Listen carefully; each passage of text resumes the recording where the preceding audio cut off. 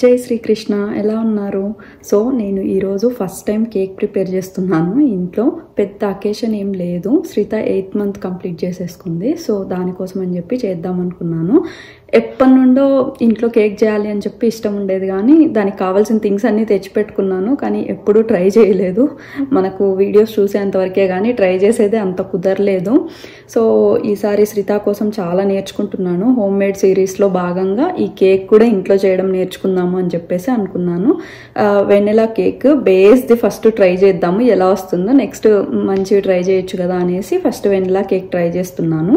శ్రీత ఇప్పుడు పడుకొని ఉంది. సో తను లేచేలోపు అన్నీ రెడీ చేసి పెట్టుకుంటే తను లేచాక తనని రెడీ చేసి కొన్ని ఫొటోస్ తీయొచ్చు అని అనుకున్నాను. సో దానికోసం నేను ఇంగ్రీడియంట్స్ అన్నీ రెడీ చేసి పెట్టుకున్నాను. తెలుసు కదా, యాజ్ ఏ బిగినర్గా మనం ఎంత పర్ఫెక్ట్గా ఉండాలనుకుంటామో, సో అలా అనమాట.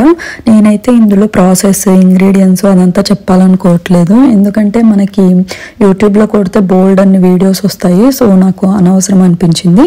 అండ్ నేను చేసిన చిన్న పొరపాటు ఏంటి అనేది చెప్దాం అనుకుంటున్నాను. ఈ డ్రై ఇంగ్రీడియంట్స్ అన్ని మిక్స్ చేసుకున్న తర్వాత మనం బటర్ని విస్క్ చేసుకోవడానికి ఒక బౌల్ తీసుకున్నాము. ఇంట్లో ఉన్న అది విస్కర్ చాలా పెద్దదనమాట. చిన్న విస్కర్ అంటే సరిపోయేది. మేము తీసుకున్న బౌల్ కూడా చాలా పెద్దది, సర్వింగ్ బౌల్ అనమాట. బట్ అది సరిపోలేదు. బటర్ కొద్దిగా హార్డ్ ఉండడం వల్ల అండ్ విస్కర్ చాలా పెద్దది అవ్వడం వల్ల అది విస్క్ చేస్తున్నప్పుడు మొత్తం స్పిల్ అయిపోయి బయట పడిపోయింది. నాకైతే నెగిటివ్గా, ఇరిటేటింగ్గా అనిపించింది. అసలు వస్తుందో రాదో, ఏంటి ఇలా అయింది అన్నట్టు. సో తర్వాత బౌల్ చేంజ్ చేసేసి పెద్ద బౌల్ తీసుకున్నాం అనమాట. సో చేస్తున్నప్పుడు ఫస్ట్ టైం చేయడానికి ప్రిపేర్ అవుతుంటే రూమ్ టెంపరేచర్ బటర్ ఖచ్చితంగా తీసుకోండి. అండ్ విస్కర్ కొద్దిగా చిన్నగా ఉండి బౌల్ పెద్దగా ఉంటే మనకు మంచిగా స్పిల్ అవ్వకోకుండా అవుతుంది. నెక్స్ట్ షుగర్ యాడ్ చేసేసరికి అది ఇంకా నెక్స్ట్ లెవెల్కి వెళ్ళిపోయింది. మొత్తం సరిగ్గా మిక్స్ అవ్వకపోగా అది స్పిల్ అవ్వడం స్టార్ట్ అయ్యింది. సో బౌల్ చేంజ్ చేసేసాము. సో ఇంకా అలా స్పిల్ అవుతుంది అని చెప్పేసి చేతన్ని రమ్మని తన హెల్ప్ తీసుకొని తన దగ్గర చేయించాను. అదంతా ఇంకా అది చేసి తను వెళ్ళిపోయాడు శ్రీత దగ్గరికి. ఈ ప్రాసెస్ అంతా జరుగుతున్నప్పుడు అవన్నీ ప్రీహీట్ చేసి పెట్టేసుకున్నాను 350 డిగ్రీ ఫారెన్హీట్ దగ్గర.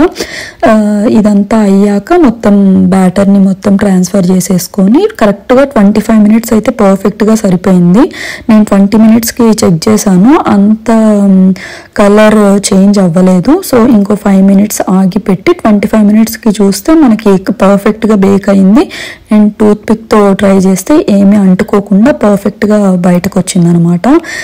సో మీరు నా ఫేస్లో చూస్తేనే అర్థమైపోతుంది నేను ఎంత హ్యాపీగా ఉన్నాను ఏంటి అనేది. మొత్తానికి సక్సెస్ అయిందనమాట. అండ్ చిన్న చిన్న విషయాలు ఏవైనా సరే మనం నేర్చుకుంటూ చేస్తే ఎంత హ్యాపీగా ఉంటుంది కదా. అందుకే నేను ఈ ఛానల్లో పర్టికులర్గా learn, practice and grow together పెట్టడం కూడా దీనికోసమే. నేను నేర్చుకుంటూ నా వల్ల వేరే వాళ్ళకి హెల్ప్ అవుతుంది అని చెప్పేసి, అంతే. అండ్ మన పిల్లలకి ఏమైనా చిన్న చిన్నవి మన సొంతంగా చేసిస్తే ఎంత హ్యాపీనెస్ని ఇస్తాయి కదా మనకు. సో ఇంకా శ్రీతాన్ రెడీ చేశాక అన్నీ సెట్ చేసేసి ఇంకా పాప దగ్గర కేక్ కట్ చేయించేసాము. సో మా ఫ్యామిలీ సెలబ్రేషన్స్ ఇలా చిన్నగా క్యూట్గా జరిగాయి. మీకు ఎలా అనిపించింది అనేది కింద కమెంట్లో చెప్పండి. అండ్ ఛానల్ని సబ్స్క్రైబ్ చేసుకోకపోతే please do subscribe. You can find many more useful videos. మీరు ఒకసారి వెళ్ళి ప్లేలిస్ట్ చెక్ చేయండి.